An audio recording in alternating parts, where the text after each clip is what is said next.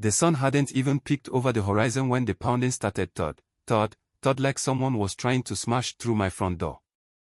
It was 5:45 a.m.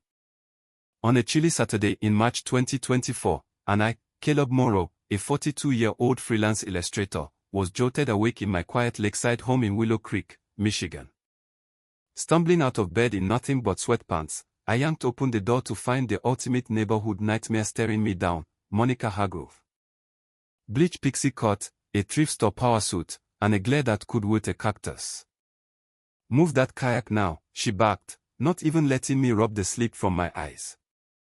Clutched in her manicured claws was a clipboard thicker than a phone book and a stack of neon yellow violation stickers that screamed trouble. I had no clue this was the opening salvo in a battle that had ended with her parking a moving van while the whole street watched, some cheering, some whispering. Let me rewind. I'd moved to Willow Creek 18 months ago after my divorce, craving a fresh start by Lake Serenity, a shimmering 200-acre gem that felt like it could wash away my past. My little bungalow came with a private dock where I kept my kayak, a beat-up 12-footer I'd nicknamed Driftwood. Every morning, I'd sit there with my coffee, watching the mist curl off the water as the sun rose. It was my sanctuary. That is, until Monica stormed in like a tornado with a vendetta. "Sir, there's no confusion," she snapped when I tried to explain the kayak was on my dock, part of my property. "This lake is community property, and your watercraft violates Section 8.2c of the Willow Creek Homeowners Association Code." She slapped a yellow sticker on my kayak like she was issuing a death sentence, snapping photos with her phone like it was a crime scene. "I'm Monica Hargrove, HOA president," she declared, chest puffed out like she'd just been crowned queen. "You've got 24 hours to remove this, or it's $600 a day in fines." I stood there, half-dressed and dumbfounded, as she handed me a violation notice, printed on cheap paper but dressed up with so many fonts it looked like a ransom note. The fine print claimed my kayak needed a community authorization because the lake was shared space. Her confidence was unshakable, like she'd never been wrong a day in her life. I noticed her Cora-dented sedan parked crooked in my driveway and something about her whole act felt off. As she strutted back to it, yelling, "I'll be watching," I caught her glance at my cozy setup with a mix of envy and spite. This wasn't about a kayak. This was personal. Inside, I brewed coffee and tried to make sense of it. Part of me wanted to haul the kayak to storage and avoid the drama. Life's too short for crazy neighbors, right? But Monica's smugness, her instant hostility, and that insane $600 a day fine lit a spark in me. I called my ex-wife, Lauren, a real estate attorney who'd stayed a friend after our split. "Caleb, what's going on?" she asked, her voice sharp with concern as I recounted Monica's dawn raid. "Bring me your deed and any HOA papers you got when you bought the place," she said. "Something's not adding up. HOAs can't just slap fines like that, especially on private docks." That afternoon, Lauren spread my document across her office desk, her lawyer face uncomb but ready to shred someone's argument. After 10 minutes, she looked up. "Caleb, your dock is 100% legal. You own that shoreline." She tapped the property survey. "Your lot extends to the water's edge. That dock's been there since the house was built in the 90s. Monica was dead wrong. Better yet, Lauren couldn't find any record of Monica being elected HOA president. "She's probably self-appointed," Lauren said, eyes narrowing. "You're dealing with a control freak on a power trip. Tread carefully." The next morning, I was sipping coffee on my dock when an older woman approached, her smile warm but weary. "You must be Caleb," she said. "I'm Ruth Delaney, from the grey cottage up the road. I'm sorry about Monica." Ruth sat with me and spilled the tea. Monica had been terrorizing Willow Creek for months, reporting kids for sidewalk chalk, banning backyard barbecues, even trying to fine people for unapproved mailboxes. "She got divorced last year," Ruth said. "Ever since, she's been taking it out on anyone who seems happy. Your peaceful vibe probably sets her off." That evening, a note was taped to my door: "Emergency HOA meeting, 6 p.m., Community Hall. Urgent violations." I could practically smell Monica's glee. I grabbed my deed and headed over. The scene was absurd. Monica had a projector set up, a PowerPoint ready, and a dollar store gavel she banged like she was running a courtroom. About a dozen neighbors sat there, most looking baffled. Monica launched into her spiel, calling my kayak a threat to community standards. Her slide deck featured a photo of my kayak with a red X over it. When she finished, I stood.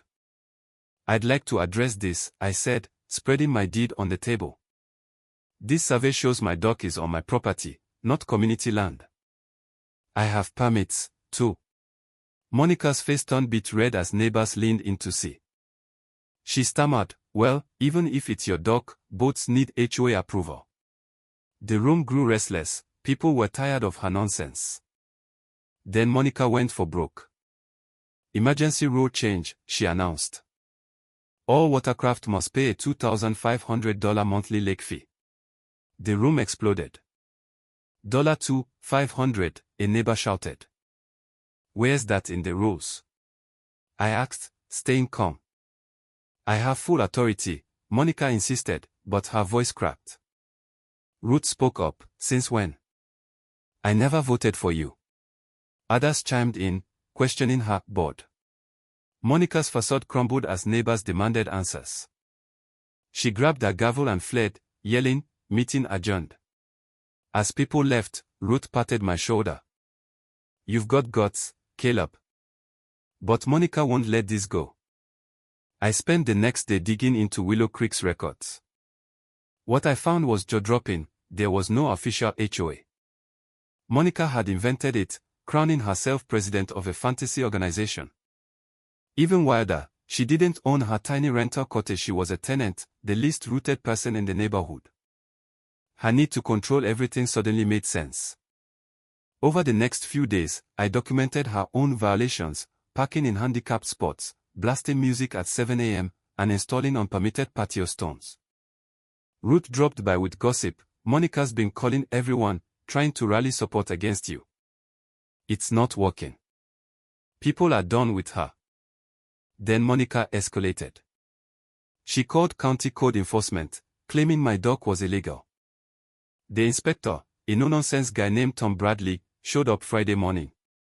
I handed over my permits, and after a quick check, he nodded.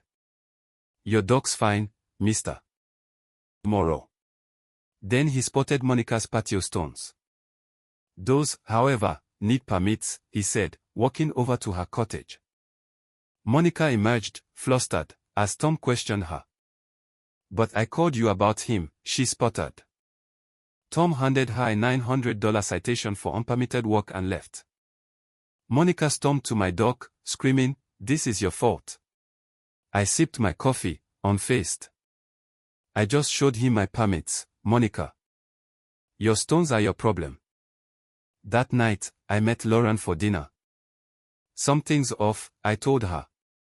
"Monica's acting like she's got everything to lose, but she's just a renter." Lauren paused, then said, "Caleb, we need to talk about your inheritance." The next morning, in her office, she dropped a bomb. "When my grandfather died, he left me not just the bungalow but Lake Serenity itself, 200 acres of water and the land under 15 of the 20 homes in Willow Creek." I'd been too grief-stricken during my divorce to notice the details, and Lauren had handled the corporate setup. "You own the lake," she said. "Monica's been trying to ban you from your own property." My head spun as I drove home. Every sunrise I'd watched, every paddle in my kayak, had been on my lake. Monica's community property was a lie. That afternoon, I saw her rallying a small crowd by the community hall, ranting about my disrespect. She called for a vote to ban me from the lake. 3 people, non-lakeside residents, said aye. Ruth called it ridiculous, but Monica declared the ban passes. She glowed, oblivious that she'd just banned the lake's owner. Sunday's emergency meeting was Monica's grand finale. The hall was packed, her PowerPoint more unhinged than ever, with slides of me kayaking labeled "Community Threat." She proposed a permanent ban and a lake security force, with herself as a director. I stood, unfolding my deed. "Before we vote, you should know I own Lake Serenity. All 200 acres. The room went silent. Monica shrieked, that's absurd, but Lauren laid out the records, surveys, deeds, my grandfather's purchase in the 80s. Neighbors gasped, some recording, as Monica's face cycled through panic and rage. You hid this, she accused. I just found out, I said. But now I know, things are changing. I unveiled a sign, private property, Lake Serenity. Owner, Caleb Morrow.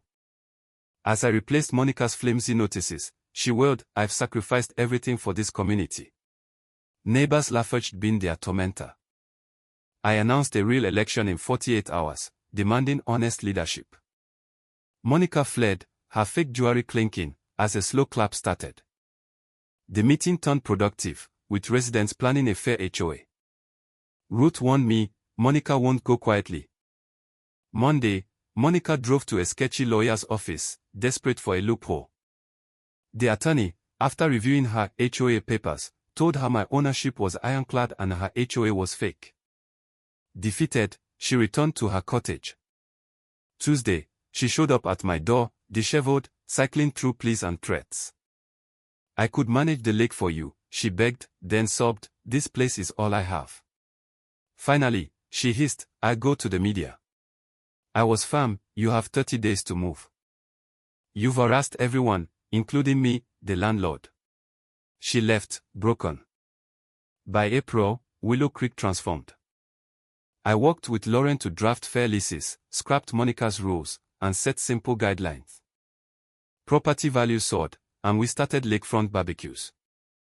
On a crisp May morning, I watched from my dock as Monica's U-Haul rumbled away. Neighbors gathered, some waving, others whispering. Our eyes met across the water, not the tyrant, but a woman who'd lost her grip on a fantasy. As she drove off, I sipped my coffee, reflecting on my grandfather's legacy. He'd given me more than a HOA responsibility to build a real community. Monica's fake power had crumbled against truth and patience. Real authority isn't about control, it's about lifting others up. So, what do you think? Was I too harsh ending Monica's lease, or did she deserve it for her reign of terror? Should I have revealed my ownership sooner to avoid the drama, or was letting her unravel publicly the better play? And what would you do if you inherited a whole lake? Keep it chill or flex your power? Drop your thoughts below, hit that like button, and subscribe for more wild neighbor sagas. Let's get this debate rolling.